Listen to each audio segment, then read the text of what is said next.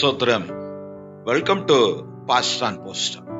இந்த நாளுக்கான தேவனுடைய ஆசீர்வாத வார்த்தை பிரசங்கி 5ஆம் அதிகாரத்தின் 19ஆம் வசனத்தை நான் உங்களுக்காய் வாசிக்கிறேன்.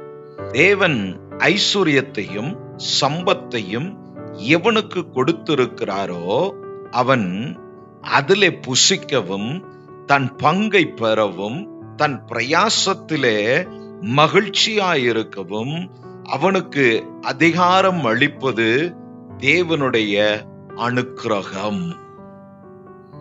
கிறிஸ்துவுக்குள் பிரியமான தேவ ஜனமே, இந்த கால ஓளை மீண்டும் தேவனுடைய ஆசீர்வாத வார்த்தை உங்களுக்கு கொண்டு வருவதிலே மிகவும் சந்தோஷப்படுகிறேன். கர்த்தருக்குள் சுகமாய் இருப்பீர்கள் என்று விசுவாசிக்கிறேன்.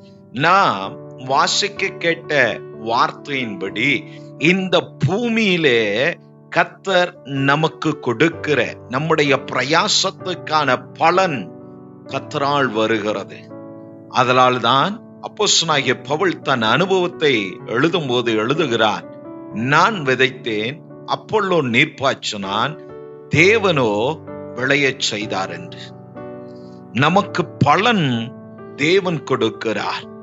இதைதான் ஞானி சொன்னான், அவனுடைய பிரயாசம், ஐஸ்வர்யம், சம்பத்து இவைகளையெல்லாம் தேவன் எவனுக்கு கொடுக்கிறாரோ அதை அனுபவிக்கத்தக்கதான பலனையும் அனுபவிக்கும்படியான கிருபையும் அனுக்கிரகத்தையும் தேவன் அருளுகிறார்.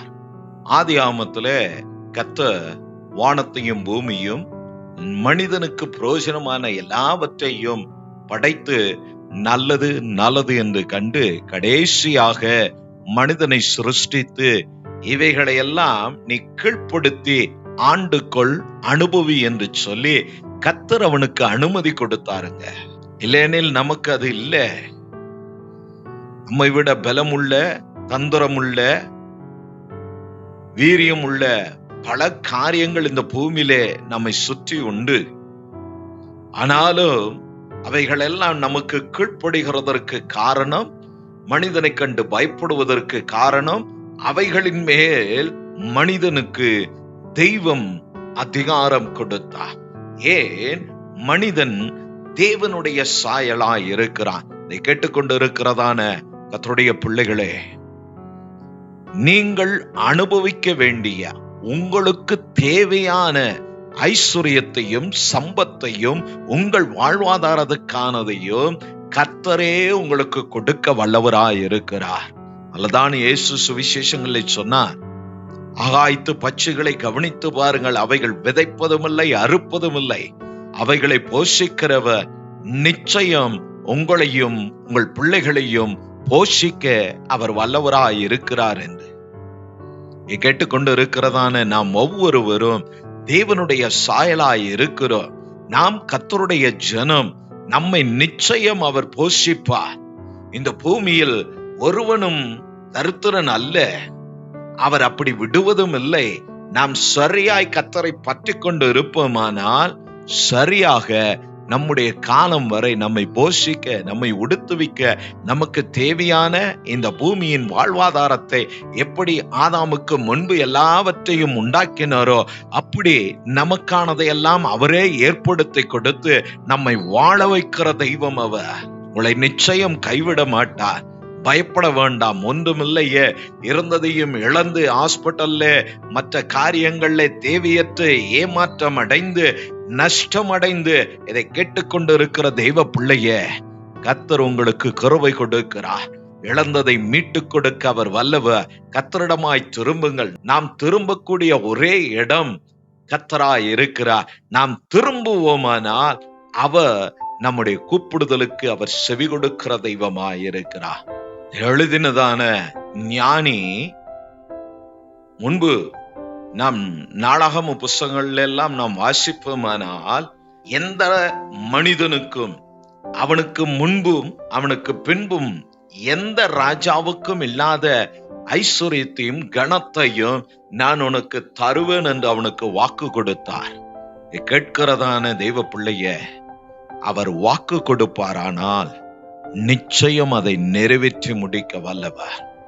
இயேசு சுவிசேஷங்களை இதே சாலமோனை எடுத்து பயன்படுத்துகிறார். அவ்வளவு உன்னதமாய் வாழ்ந்த ஒரு தெய்வ மனிதன் கடைசியாய் செல்வ பெருக்கு, அதாவது லக்ஸூரியஸ் லைஃபை தேடுகிற கிறிஸ்தவன் நிலையற்றவன். அவனால கடைசி வரை கர்த்தருக்காய் நிலைக்க முடியாது. இவன் ஒருவன் பணத்தை, வேதத்தை விட, சபையை விட, தேவ ஊழியக்காரனை விட, தேவனை விட பெரியது அது அவசியம் என்று நினைக்கிறானோ அவன் நிச்சயம் போலியான கிறிஸ்தவன். நான் தைரியமாய் சொல்லுவேன், வேதம் அதற்கு சாட்சி. ஏனெனில் அவர்தான் சொன்னார், பணாசை எல்லா தீமைக்கும் வேறானது, எல்லா கணத்திற்கும் ஐஸ்வர்யத்துக்கும் இன்றைய ஊழியம், இன்றைய கிறிஸ்தவம் பணம் இருந்தா ஊழியம் என்ற பெயர் வந்து விட்டது. அது அல்ல. ஆதி பிதாக்கள் அப்படி நினைத்திருப்பார்களானால் இன்று நாமெல்லாம், இதை கேட்கிற நீங்களெல்லாம் கிறிஸ்தவர்களாய் நாம் மாறி இருக்க முடியாது. பேதுரு அப்படி நினைத்திருப்பாரானால் அவருக்கு குடும்பம் இருந்தது, அவர்கள் சந்ததியை எங்க நிறுத்தி இருப்பார்கள். மோசேயினிடத்துல கூட கர்த்தர் சொன்னார், உன் ஸ்தானத்துல யோசுவாவை நிறுத்து என்று. இன்று அப்படி செய்தாலும் குடும்பமும் அவர் பிள்ளைகளும் அவர் காலத்துக்கு பின்பு இல்லை, அவருடைய ஆர்கனைசேஷன் அவர்களும் அதை அனுமதிப்பதில்லை. அதையெல்லாம் விட நான் சொல்லுகிறது எதுவும் கொடுக்க வேண்டாம், அவர்களை புறக்கணிக்க வேண்டும் என்று சொல்லவில்லை. அவர்கள் தேவனை சார்ந்து ஊழியத்தை நிறைவேற்ற வேண்டும், அதை கற்றுக் கொடுக்க வேண்டும். இந்த வசனங்கள் எதை நமக்கு கற்றுக் கொடுக்கிறது? நாம் எவ்வளவு பிரயாசப்பட்டு என்னத்தை நம்ம சம்பாதித்து என்னத்தை கொண்டு வந்து சேர்த்தாலும் அநேக கிறிஸ்தவர்கள் சொல்லுகிற, என் சபையிலே சொல்லுகிறவர்கள் தரித்திரம் ஒன்றுமில்லை என்று சொல்லுகிறதற்கு காரணம் போலியான கிறிஸ்தவ வாழ்க்கை, உண்மையில்லாத வாழ்க்கை. அதனால் நாம் அப்படி இருக்கக்கூடாதுங்க. நான் அப்படி இல்லை, என்னை வளர்த்தவர்கள் அப்படி இல்லை, எங்க வளர்ப்பு அதுபோல். என்னோடு இருக்கிற ஊழியர்களும் அப்படிதான் கர்த்தரை சார்ந்து ஊழியத்தை நிறைவேற்றுகிறார்கள். ஒவ்வொரு ஊழியர்களும் அவர்கள் சரியாக காரியத்தை செயல்படுத்த பரலோகமே அவர்களுக்கு உதவி செய்கிறது. அவர் அனுக்கிரகம் பண்ணுகிறார், அவர் கொடுக்கிறார், அதை அனுபவிக்கவும் அவரே கிருபை அருளுகிற தெய்வமாய் இருக்கிறார். புதிய ஏற்பாட்டிலே இயேசு ஊமைகளாக தன்னிடத்தில் வந்த ஜனங்களுக்கு அவர் சொன்ன அநேக காரியங்கள்ல இதற்கு ஒப்பாக நான் ஒரு சம்பவத்தை நான் உங்களுக்கு நினைப்பூட்ட விரும்புகிறேன். ஒரு ஐஸ்வர்யவான் இருந்தான். அவனுக்கு ஏராளமான நிலங்கள் உண்டு, நல்ல வயல் நிலங்கள். நல்ல பலனுக்காக பிரயாசப்பட்டான்.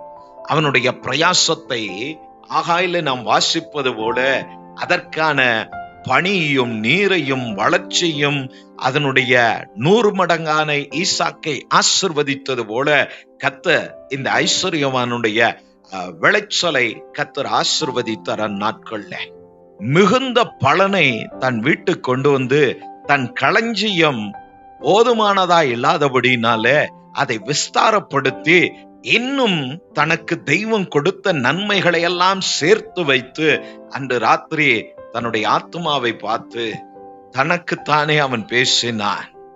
என்ன சொன்னான்?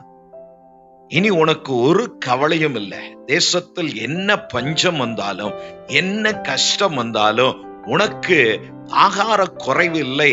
கர்த்தர் உனக்கு பூரணமாய் கொடுத்து இருக்கிறார். கர்த்தர் உன் விளைச்சல்களை ஆசீர்வதித்து இருக்கிறார். ஆதலால் நீ சாப்பிட்டு திருப்தியாய் இரு என்று சொல்லி அவன் அந்த ராத்திரி தனக்குத்தானே பேசிக்கொண்டு தனக்கு உண்டான நன்மைகள் ஆசீர்வாதத்தை குறித்து அவன் பெருமைப்பட்டு கொண்டு இருந்தான். வாசித்தோம், இதையெல்லாம் தெய்வம் கொடுக்கிறார். ஐஸ்வர்யமும் கனமும் தேவனால் வருகிறது. அதை அனுபவிக்கத்தக்க திராணியும் அனுகூலத்தையும் அனுக்கிரகத்தையும் அவர்தான் கொடுக்க வேண்டும். அவனுக்கு நல்ல விளைச்சலை கொடுத்தார். அதற்கு நன்றி உள்ளவனாய் இருப்பதற்கு பதிலாக அதை குறித்து அவன் பெருமைப்பட்டு பேசினான். அன்று ராத்திரி பிராணனை கொடுத்தவர் அங்கே வந்தார். என்னை பார்த்து சொன்னார், நல்லது, வார்த்தைகளை எல்லாம் கேட்டேன். எப்படி உன் ஜெபத்திற்கு செவி கொடுத்து உன்னை ஆசீர்வதித்தனோ, இப்ப நீ பேசுனதையும் கேட்டு நான் வந்திருக்கிறேன். உன் பிராணனை நான் கொடுத்ததை எடுத்துக்கொண்டு போகும்படியாய் வந்திருக்கிறேன் என்று சொல்லி அவர் எடுத்துக்கொண்டு போனார், மாண்டு போனான், அன்று மரித்து போனான்.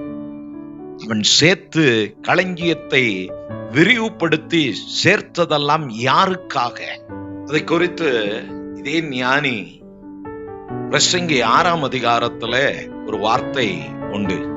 அதை அனுபவிக்க தெய்வம் அவனுக்கு சக்தி கொடுக்கல, கிருபையை கொடுக்கல, வாழ்வு கொடுக்கல. எல்லாம் இருக்கிறது, பிரயோஜனம் என்ன? தெய்வம் கொடுத்த பிராணன் வெளியேறின பின்பு கண்ணு, காது, கிட்னி எல்லா அவயமும் அங்கதாங்க இருக்கும். ஆனா பிரயோஜனம் இல்லை. ஆதலால் தெய்வம் கொடுத்த இந்த ஆத்மா அவரிடத்தில் போய் சேர்வதற்கு முன்பாக நாம் தெய்வத்தை சரியாய் இந்த பூமியில அறிந்து வாழ்ந்தால்தான் நாம் கர்த்தருடைய ராஜ்யத்தில் பிரவேசிக்க முடியும். ஏனெனில் அங்கே நீதிமானுக்கு இடம் உண்டு, துன்மார்க்கனுக்கோ பாவிக்கோ அங்கே இடமில்லை. என் தகப்பன் அடிக்கடி பயன்படுத்துகிற வார்த்தை விசேஷம், இலவசம், பரலோகம் பலவந்தம் என்று சொல்லுவார். போராடினாதான் பரலோகத்தை போய் சேர முடியும். சாக்ரிஃபைஸ் லைஃப் தான் கிறிஸ்தவ வாழ்க்கை. இயேசு அதன் மாதிரி. அவர் சிலுவையில் தன்னையே தியாகம் செய்தார். நாம் நம் பிராணனை, நம் ஜீவனை தியாகம் செய்ய வேதமும் அவரும் சொல்லவில்லை. என்ன சொல்லுகிறார்? சில காரியங்கள் நாம் ஆசைப்படுகிற, நாம் விரும்புகிற, நாம் எண்ணம் போல் வாழ்கிற அதையெல்லாம் விட்டு விட்டு கிறிஸ்துவுக்காக நாம் வாழ்வோமானால் நிச்சயம் நாம் அவருடையவர்கள். இந்த பூமியிலே நாம் வாழ்ந்திருக்க நாட்கள்ல கர்த்தர் நமக்கு கொடுக்கிற எல்லாவற்றையும் அனுபவிக்க அவர் பலனையும் சக்தியும் கிருபையும் கொடுக்கிற தெய்வமாயிருக்கிறார். இந்த கால வேளை இந்த தெய்வம் இந்த நாளுக்கான கிருபையை கொடுத்து உங்களையும் உங்கள் பிள்ளைகளையும் குடும்பத்தையும் கர்த்தர் நடத்துவாராக. பூமியிலே நாம் என்ன பிரயாசப்பட்டாலும் அப்பிரயாசத்தின் பலன் ஐஸ்வர்யமும் கனமும் கர்த்தர் நமக்கு கொடுக்க வேண்டும். அதை அனுபவிக்க சக்தி, அனுக்கிரகத்தை கர்த்தர் நமக்கு செய்யும்படி கால வேளை நாம் ஜெபிப்போம். நல்ல பிதாவே, இந்த கால வேளைக்காய் ஸ்தோத்திரம். ஆசீர்வதிக்கப்பட்டதான இந்த கால வேளை என்னோடு ஜெபிக்கிற ஒவ்வொருவருக்காய் நன்றி செலுத்துகிறோம். பிரசங்கி 5 நாங்கள் வாசித்தது போல ஐஸ்வர்யத்தையும் கனத்தையும் ஆண்டவரே அவரவருடைய பிரயாசத்துக்கான பலனையும் அவரவருடைய பைனான்சியல் ஸ்டேட்டஸை கர்த்தர் மாற்றினாலும் அதை அனுபவிக்கத்தக்கதான அனுகூலத்தையும் அனுக்கிரகத்தையும் சக்தியையும் என்னோடு ஜெபிக்கிற பிள்ளைகளுக்கு கொடுப்பீராக. சம்பாதிக்கிறார்கள் ஆண்டவரே, நல்லது. ஆனாலும் அது விரயமாகிறதே.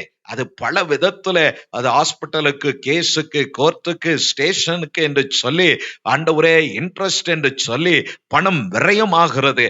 அதையெல்லாம் நிறுத்தி உடைய பிள்ளைகள் அதை அனுபவிக்கத்தக்கதாய் சக்தியை, அதை அனுபவிக்கத்தக்கதாய் தெய்வம் கிருபை பாராட்டும்படி நான் இவர்களுக்காய் உம்மை நோக்கி ஜெபிக்கிறேன். ஊழியக்காரனுடைய முகத்தை பார்த்து என்னோடு விசுவாசத்தோடு ஜெபிக்கிற உம்முடைய பிள்ளைகளுக்கு கர்த்தர் நல்ல அனுகூலத்தையும் கிருபையும் கொடுத்து அவர்கள் சம்பாதிப்பதிலே மீதியானதை எடுக்க, அவர்களும் அவர்கள் பிள்ளைகளும் திருப்தி அடைந்து அநேகருக்கு கொடுக்க, ஊழியங்களுக்கு அவர்கள் போகிற சபையை தாங்க கர்த்தர் இவர்களை இன்னும் ஆசீர்வதிக்கும்படியா நான் ஜெபிக்கிறேன். பிரயாசத்திற்கான பலன் ஈசாக்குக்கு 100 மடங்கு உண்டானது போல இவர்களுக்கும் அந்த பலன் 100 மடங்காய் இவர்கள் தலையின் மேல் இறங்கட்டும் என்று சொல்லி இந்த காலவோளை நான் இவர்களை வாழ்த்தி உம்முடைய கிருபைக்கு ஒப்பு கொடுக்கிறேன். இந்த நாள் பிரயாசங்கள், போக்குவரத்தை எல்லாம் கர்த்தர் காத்து ஆசீர்வதித்து அதை அனுபவிக்கத்தக்க அனுகூலத்தையும் சக்தியும் கொடுத்து நடத்தும்படியா நான் ஜெபிக்கிறேன். கிருபை இவர்களோடு இருக்கட்டும்,